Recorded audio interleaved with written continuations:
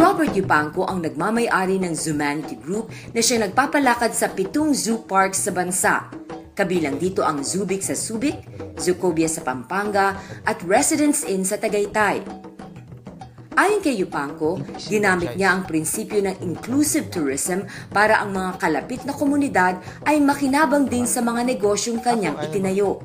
During the time na nag-take over ang Philippines from the US bases, many people, including ITAS, na wala ng trabaho.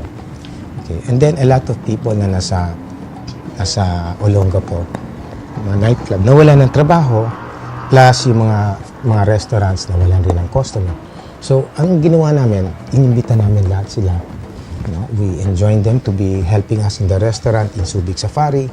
Tapos yung ITAS naman, dati medyo pinapatay nila yung mga wild boar, etc. Ngayon, naging sila na nagsumasayaw, nagkakaroon ng fire dance, etc. Plus, those people na merong makakatulong like travel agents, in-involve namin. So, that is part of the inclusive growth that is happening right now. So, our most sellable souvenir is yung mga gawa ng ITAS. So, meron kami dun sa isang corner nakalagay, ITAS Craft. Tapos meron kami ITAS Buho, Grill, restaurant. And tuwan-tuwa ito mga ITAS room. So now, by the way, we're hiring, let's say, 100 ITAS. But more than like times 4, times 5 in the family is affected because may anak sila. Mahalaga daw ang pakipagtulungan ng bawat sektor para magtagumpay. There are 3 in our whole team, no?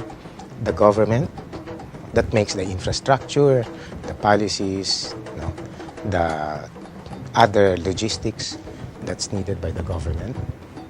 And then we have the businessman who will put the equity, who will go into the venture.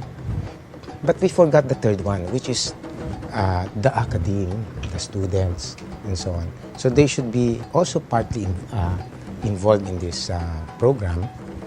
Okay, the academe can make a lot of studies and a lot of researches, what we should be doing, what other countries are doing that we're not doing.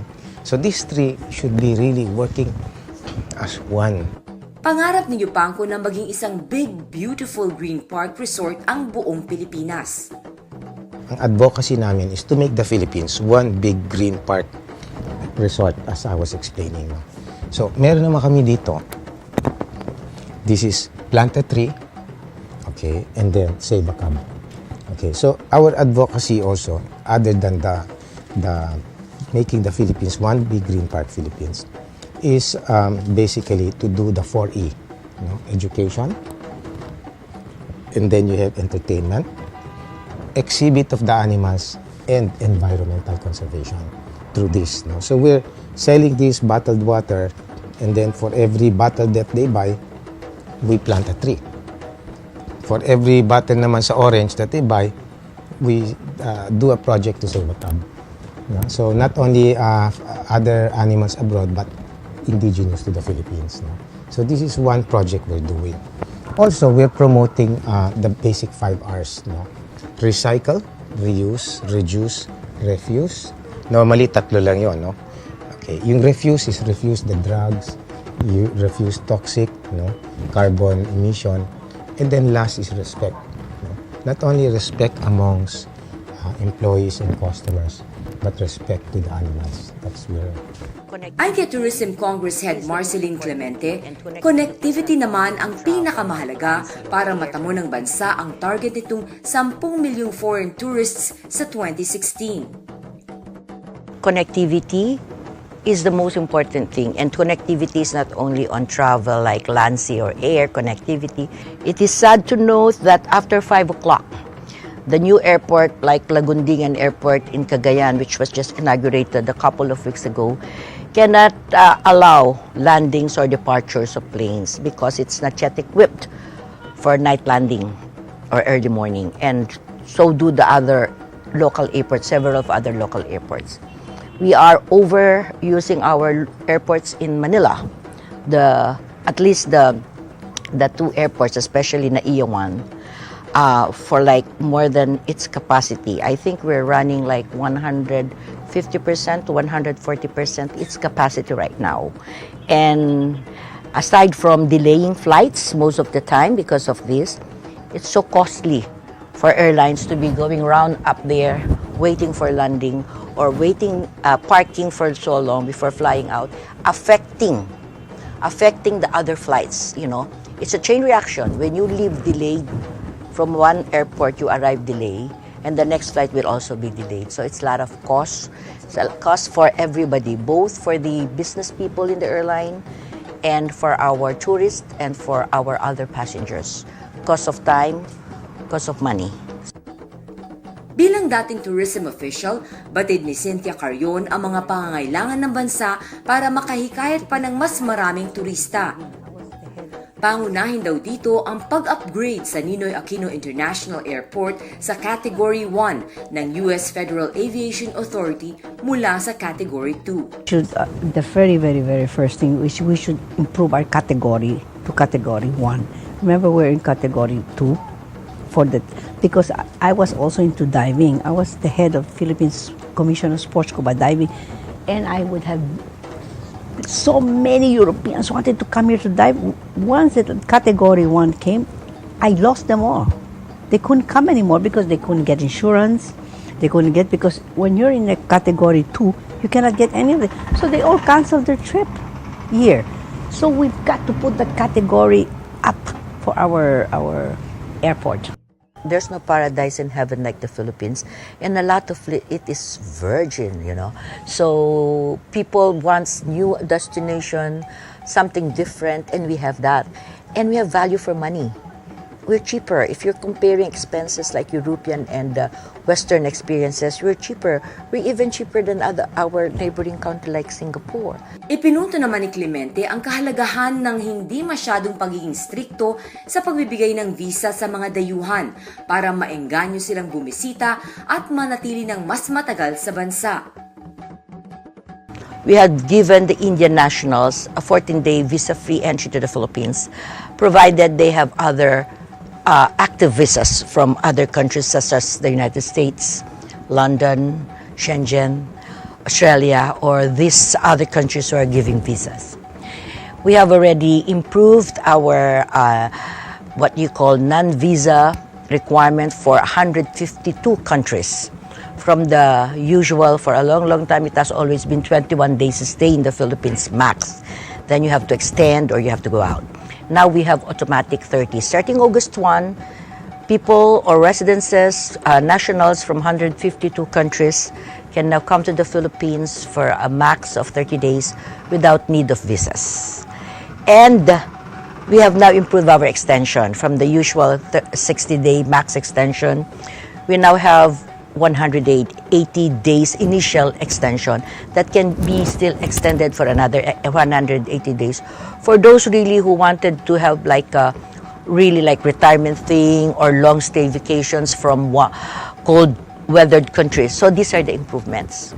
Sinasabi nilang ang bawat isang dayuhang turista ay nakakalikha ng 7 trabaho para sa mga Pilipino. Bawat isang dayuhang turista ay gumagastos ng humigit kumulang na $93 bawat araw. Noong nakaraang taon, kumita ang Bureau of Immigration ng 2.7 billion pesos sa mga visa fees ng mga dayuhan. Umaasa si Tourism Secretary Ramon Jimenez na kikita ang bansa ng $10 bilyong pagsapit ng 2016 mula sa turismo. Ngayong taon ay inaasahang aabot ng $5 bilyong ang kikitain ng ating tourism industry. Posible din daw na umabot sa 44 million ang domestic tourists sa bansa mula sa orihinal na target na 35.5 million. Ayon kay Clemente, bagamat di hamak na mas maliit ang budget natin para sa promotion sa ibang bansa, magaling ang kampanyang ginagawa ng Pilipinas para makilala tayo sa buong mundo. The It's More Fun in the Philippines campaign has won several awards, international awards, for the awareness that it has generated. Our budget for promotion has quite increased, and it has been put into good use. But if you are comparing like We cannot afford CNN. We cannot afford these global channels which our competitors or friendly competitors around us are using. It would be ideal if we could reach the same market. But again, we don't have the budget. But they're doing their best, and we're getting the most out of the meager budget that the Department of Tourism got last year and this year. Panawagan ni Clemente na huwag lamang umasa sa pamahalaan para mapaunlad ang industriya ng turismo sa bansa. It is more fun in the Philippines, and it can be more fun in the future if both the private and the public can put their acts together. We cannot let the government do all the work, you know. The government is only there to support the endeavors of the private sector. At the same time, if the private sector are united and they support each other, and for every development that happens in one sector, Ayon kay Carion, marami sa mga dayuhan gaya ng mga expats at diplomats ay nagnanais magretiro sa bansa dahil sa hospitality ng mga Pilipino at kagandahan ng ating bansa. They want to retire. The Romanian ambassador is leaving tomorrow, Wednesday. And what did he say? He talked to his consul, Philippine consul here. He said, come on, let's do some business so I can come back and retire here. They want to. Because they see that this is a country that's lovely, really lovely. You have to invite all the ambassadors for diplomats that, and they, in the beginning, I never forget the Turkish ambassador, the wife of the Turkish ambassador said, never would you let me go, never, I'll just swim here. Her husband was forcing, we came here for a dive, you have to, she tried it, okay, I'll just go here 30 feet. Now, she's a diver. She loved it. Because she saw the beauty of it and the beauty of all of it, and you just stand there, all the fishes come to you. It's really, this is one in a million. And they themselves, like the British ambassador wrote, and he said, this is one of the most beautiful islands I've seen. El Nido is the best in the world. If you take over a country, you do not have to wipe them out. No? All you need is to change their attitude. Maintain everybody, just change their mindset. Diba? So it's a little discipline, the attitude, the passion, and then above all, governance. No? But we're in the right track. No? Our good government is doing their best. But, you know, as people say, good enough is not good enough. We have to do something different to achieve this, what they call this, a very ambitious plan of having 10 million by 2016. Ayon kay Bengzon, hindi tayo mapapahiya sa APEC Summit dahil puspusan na ang pagtutulungan ng lahat ng ahensya ng pamahalaan para mapatunayan tunay na it's more fun in the Philippines. Naman tayo mahihirapan dahil kung matatandaan po ninyo, 1996, in the mid-90s, we already hosted the APEC. And we are far better off. Mas marami po tayong airports ngayon, mas marami tayong mga hotels, mas maraming resorts, pati yung mga frontliners natin sa tourism. No? Mas marami at saka mas skilled and trained na po sila. Everybody has to deliver on the promise. Ito po ay national campaign, hindi po to kampanya lamang ng DOT. Ang sinasabi namin, this is the people's campaign. This is probably the most inclusive tourism campaign ever developed. At natutuwa po kami doon sa suporta na pinakita ng mga Pilipino. Nung nag-umpisa po yung kampanya, apat lamang yung version ng It's More Fun in the Philippines. Apat lang, no? Yung climbing stairs, More Fun in the Philippines, tapos parking, More Fun in the Philippines. Ngayon po, mahigit 80,000 na ang versions natin ng More Fun in the Philippines. Anong pinapakita nito? That the Filipinos have embraced the campaign. They have now a deeper sense of pride and nationalism. So ang nakikita po namin, kailangan patuloy ang suporta ng mga Filipinos dito sa ating kampanya at kailangan ma-deliver natin itong promise natin na it's really more fun in the Philippines. Napakaraming problemang kailangan nating masolusyonan kung nais nating matamo ang target ng pamahalaan na 10 million tourist arrivals by 2016. Pangunahin dito ang infrastruktura para maging madali na marating ng mga turista ang magagandang lugar sa Pilipinas. hindi maaring papatay-patay ang mga kinauukulan sa pagpapatupad ng mga solusyon dahil matindi ang kompetisyon na kinakaharap natin mula sa mga ibang bansa.